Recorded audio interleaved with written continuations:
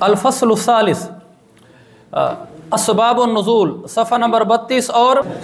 38۔ اسباب النزول یہ بالکل آسان ہے، ہمارے پاس چند منٹ باقی ہیں، انشاءاللہ اس میں 1-2 صفحے ہو جائیں گے۔ مشکل صفحات ختم ہو گئے، اب آسان کی باری ہے۔ اسباب النزول، معرفت اسباب النزول له اثر کبیر فی فہم معنی الآیۃ الکریمۃ، ولہذا اعتنى کثیر من العلماء بمعرفت اسباب النزول حتی افرد له بالتصنیف جماعۃ من العلماء، كان من اقدمهم علی بن المدینی شیخ البخاری، ومن اشهر ما كتب في هذا الفن كتاب اسباب النزول الواحد، كما الف فيه شیخ الاسلام ابن حجر رحمہ اللہ، والف فيه ايضا علامة السیوطی رحمہ اللہ کتابا حافلا عظیما سماہ لباب النقول فی اسباب النزول۔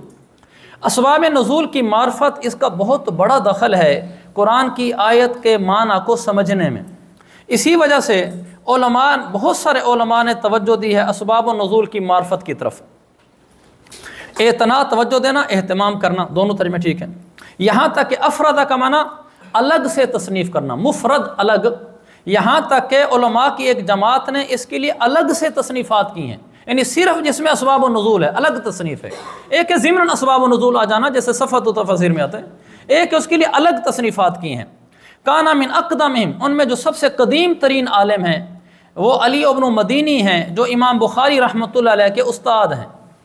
اور اس فن میں جو کتابیں لکھی گئی ہیں ان میں سب سے جو مشہور کتاب ہے وہ اسباب النزول ہے علامہ واحدی کی۔ دیکھو میرے عزیزو، تحقیق کا ذوق یہ خود انسان کو ابھارتا ہے کہ جو کتابوں کے نام آپ یہاں پڑھتے ہیں وہ آپ کتابیں ڈھونڈیں، دیکھیں۔ میں یہ نہیں کہتا آپ ان ساری کتابوں کو پڑھیں، آپ کے پاس اتنا وقت ہی نہیں ہے، لیکن کم از کم ذوق بیدار کرنے کے لیے تحقیق کا اتنا تو ہو سکتا ہے، وہ کتابیں آپ دیکھیں، ان کا ہلکا سا تعارف کر لیں، آپ اس کو چھوڑ دیں، آپ کی نظر وسیع ہوتی چلی جائے گی۔ اور جس کتاب سے یہ حوالہ دیتے ہیں کوئی حرج نہیں، 2 منٹ لگتے ہیں، وہ کتاب کھول کر آپ وہ دیکھ لیں، اس کو آپس میں ملا لیں، بعض دفعہ کوئی نئی بات سامنے آ جائے گی، جیسے کل کے ابھی کے سبق میں آخر میں فَهُوَ لَا يُغَيِّرُ مِنْهُ كَلِمَةً وَلَا حَرْفًا کتنی اہم بات تھی، تو یہ آپ ضرور دیکھیں، اس سے آپ کا تحقیقی ذوق پیدا ہوگا، آپ رسمی نہیں پڑھیں گے پڑھائیں گے۔ اب دیکھیں انہوں نے کہا کہ اس فن کی جو سب سے مشہور کتاب ہے علامہ واحدی کی ہے، اس کا نام ہے اسباب النزول۔ اب دیکھیں یہ کتاب ہے میرے پاس، اسباب النزول علامہ واحدی کی۔ اسباب نزول القرآن، لا اريد هذا الشيء، اس طرح کے زبان لگا کیا فائدہ۔ اسباب نزول القرآن، اس کتاب کا نام اندر سے دیکھو، باہر سے نظر نہیں آ رہا، اسباب نزول القرآن، اور علامہ واحدی کے نیچے لکھا امام ابو الحسن علی ابن احمد الواحدی 468 ہجری کے متوفہ ہیں، 468 ہجری میں اسباب نزول پر تصنیف ہو چکی تھی۔ اب کتاب کا نام انہوں نے کیا لکھا ہے؟ اسباب النزول، اور اصل میں کتاب کا نام کیا ہے؟ اسباب نزول القرآن۔ آگے مقدمہ میں لکھا ہوا ہے، ہاں اسباب نزول القرآن مقدمے میں لکھا ہوا ہے، اسباب نزول القرآن لکھا ہے، هذا هو الاسم الاصلی للکتاب، اسباب نزول القرآن، وهو مشہور باسباب النزول، کہ کتاب اسباب النزول کے نام سے مشہور ہے، لیکن اس کا صحیح نام اور اصلی نام اسباب نزول القرآن ہے۔ لہذا اس سے معلوم ہوا کہ یہ بھی تھوڑا سا تسامح ہے، کتاب کا نام اسباب النزول نہیں ہے بلکہ اسباب نزول القرآن ہے، ایک جلد میں ہے، اچھی کتاب ہے، لیکن اس سے اچھی بھی ایک اور کتاب ہے آگے آ رہی، جیسا کہ شیخ الاسلام ابن حجر نے اس میں مستقل تالیف کی، اور اس میں علامہ سیوطی نے کتاب تصنیف کی، کتابا حافلا عظیما، حافلا کا معنی جامع کتاب، لفظی ترجمہ بھرپور، جس کا اندر مواد بہت بھرا ہوا ہو، جس کو ہم کہتے ہیں جامع، ایک جامع مفصل کتاب لکھی، عظیم لکھی، یعنی بڑی شان والی کتاب جس کا مواد بڑا قابل تعریف ہے، اس کا نام رکھا لباب النقول فی اسباب النزول۔ میرے پاس گھر میں ہے، میں نے زمانہ طالب علم میں خریدی تھی، ابھی یہاں نہیں تھی، یہ مدرسے سے میں نے لی ہے، یہ مدرسے کی لائبریری سے لیا، آپ اس کو دیکھ سکتے ہیں، میں واپس کر دوں گا آج ہی، آپ کو دکھلانے کے لیے لایا تھا۔ جو علامہ سیوطی کی ہے نا لباب النقول فی اسباب النزول، وہ اس سے واحدی کی کتاب سے زیادہ اچھی، یعنی وہ زیادہ مفید ہے، یوں سمجھ لیں، چونکہ یہ اقدم ہے اور وہ احفل ہے، وہ اعظم ہے، اس کا فائدہ زیادہ ہے۔ آپ وہ خریدنا چاہیں خرید لیں، ایک ہی جلد میں پاکستان سے چھپی ہے، غالباً قدیمی کتب خانے سے چھپی ہے، لباب النقول فی اسباب النزول۔ جن کو اللہ نے تھوڑے بہت بھی پیسے دیے ہیں وہ خرید سکتے ہیں، ایک کتاب تو اسباب النزول کی گھر میں ہونی چاہیے، بھئی ایک عالم کے پاس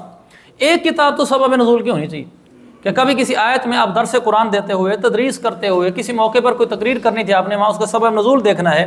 کہ آج اس آیت پر میں نے تفصیل سے بولنا ہے، تو آپ اس کو اسباب النزول میں دیکھیں، ممکن ہے اس کے 2-3 اسباب النزول لکھے۔ عام کتب تفسیر والے ایک عدد لے کر آگے چلے جاتے ہیں، چونکہ عام تفسیر کی کتابوں کا موضوع سبب النزول لکھنا نہیں ہوتا، انہوں نے ایک سبب النزول لکھا، آگے چلے گئے۔ لیکن جس کتاب کا عنوان ہی اسباب النزول ہے، وہ تو جتنے اسباب النزول آتے ہوں گے سارے اکٹھے کر دے گا، اس میں راجح بھی بتا دے گا، کہ یہ بھی کہہ دے گا کہ دونوں ہو سکتے ہیں۔ ممکن ہے اسباب النزول والی کتاب میں آپ کو ایک ایسا سبب نزول مل جائے جو آپ کے اس موضوع سے مطابقت رکھتا ہو، تو آپ ایک بہت محقق بات پیش کر دیں گے۔ تو ایک عد کتاب ضرور ہونی چاہیے۔ اچھا، ولی معرفت اہمیت هذا النوع من علوم القرآن والتأکد من ضرورته لفهم معانی الآیات الکریمہ نستطيع ان نقول، علوم القرآن کی یہ نوع، کون سی نوع؟ سبب نزول کو جاننا۔ علوم القرآن کی یہ اس نوع کی اہمیت کو جاننے کے لیے اور اس بات کے لیے تأکد کا عطف معرفہ کے اوپر ہے، یعنی ولی تأکد من ضرورت ہی، اور اس بات کے پیش نظر کہ اس کی واقعی ضرورت ہے آیات کے معانی کو سمجھنے کے لیے، اس کی واقعی ضرورت ہے۔ قرآن کی آیات اگر سمجھنی ہے تو شان نزول کی بہت ضرورت ہے۔ اس بات کے پیش نظر نستطيع ان نقول، ہم یہ کہہ سکتے ہیں کہ بعض آیات کا سمجھنا یا ان کے احکام کا جاننا ممکن ہی نہیں ہے مگر سبب نزول کی روشنی میں۔ سبب نزول معلوم ہوگا آپ کو آیت سمجھ آئے گی، سبب نزول معلوم نہیں ہوگا آپ کو نہ آیت سمجھ آئے گی نہ بعض دفعہ شریعت کا حکم سمجھ آئے گا، آپ بلکہ غلط سمجھ جائیں گے۔ سبب نزول کی اتنی اہمیت ہے، اس کے بغیر بعض دفعہ قرآن کی آیت ہی سمجھ نہیں آتی، یعنی غلط سمجھ آ جاتی ہے اگر آیت شان نزول معلوم نہ ہو۔ مثلا کون سی آیت ایسی ہے کہ اگر شان نزول معلوم نہ تو ہم غلط سمجھ جائیں گے؟ شان نزول کے بغیر قرآن کے الفاظ دیکھ کر بھی ہمیں قرآن سمجھنا ہے، وہ کہتے ہیں لو فمثلا قول اللہ تعالی وللہ المشرق والمغرب فأینما تولوا فثم وجہ اللہ۔ آیت کے الفاظ دیکھو، مشرق اور مغرب یعنی ہر جہت اللہ کی ہے، تم جس طرف بھی منہ کر لو وہیں اللہ ہے۔ اور نماز میں کیا حکم ہے؟ قبلے کی طرف منہ کرو، تو ادھر اللہ تعالیٰ کہہ رہا ہے اینما تولوا، جدھر بھی رخ کر لو، تو یہی حکم ہے کہ ہم نے قبلے کی طرف رخ کرنا ہے۔ تو جہاں اللہ کہہ رہا ہے ہر سمت اللہ کی ہے تو کدھر بھی منہ کر لو، کوئی حرج کی بات نہیں ہے، اور ہے بھی نماز کے بارے میں آیت، تو اس سے تو پتہ چلتا ہے کہ پھر جدھر بھی رخ کر لو۔ اب دیکھیں، قد یفہم، قد تقلیل کے لیے، کبھی کبھی اس آیت سے یہ سمجھا جاتا ہے کہ نماز میں غیر قبلہ کی طرف رخ کرنا بھی جائز ہے، حالانکہ یہ فہم غلط ہے، کیونکہ استقبال قبلہ صحت صلاۃ کے لیے شرط ہے، اور سبب نزول جاننے سے آیت کا فہم بالکل واضح ہو جاتا ہے، کیونکہ یہ آیت نازل ہوئی ہے ان لوگ، اس شخص کے بارے میں جو شخص سفر میں ہو۔ اب یہ شان نزول بتا رہے ہیں، یہ آیت اس شخص کے بارے میں اتری تھی کہ جو شخص سفر میں ہو اور قبلہ گم کر دیا ہو، یعنی قبلہ اس کو سمجھ نہ آ رہا ہو قبلہ کس طرف ہے، فلم یعرف جہتہا، اس کو قبلے کی جہت معلوم نہ ہو رہی ہو، فإنہ یجتہد ویتحری، وہ کوشش کرے گا۔ یتحری تو آپ جانتے ہوں گے، تحری اصطلاحی لفظ ہے جس کا مطلب ہوتا ہے قبلے کو پہچاننے کے لیے کوشش کرنا، اپنی دماغ سے وہ کوشش کرے گا کہ قبلہ کدھر ہو سکتا ہے، سورج ادھر سے آ رہا ہے، یوں ہو رہا ہے، تو اب قبلہ ادھر ہونا چاہیے، اپنے لحاظ سے کوشش کرے گا۔ پھر وہ نماز پڑھے، اس کو بتانے والا کوئی نہیں ہے، یہ وہاں ہے، پھر وہ نماز پڑھے گا اپنی کوشش سے کہ ہاں اس طرف قبلہ بنتا ہے۔ فَإِلَىٰ أَيِّ جِهَةٍ صَلَّىٰ، اب جس طرف بھی رخ کر کے نماز پڑھ لے، تو اب یہ آیت وہاں فٹ آتی ہے، لِلَّهِ الْمَشْرِقُ وَالْمَغْرِبُ فَأَيْنَمَا تُوَلُّوا فَثَمَّ وَجْهُ اللَّهِ، اس نے کوشش کر کے ایک طرف قبلہ سمجھا، ادھر رخ کر کے اس نے نماز پڑھ لی، تو ادھر بھی اللہ ہی ہے، تصح صلاۃ، نماز درست ہو جائے گی، اور اس پر نماز کا اعادہ واجب نہیں ہوگا اس صورت میں اذا تبین له بعد الانتہاء خطأ توجہہ،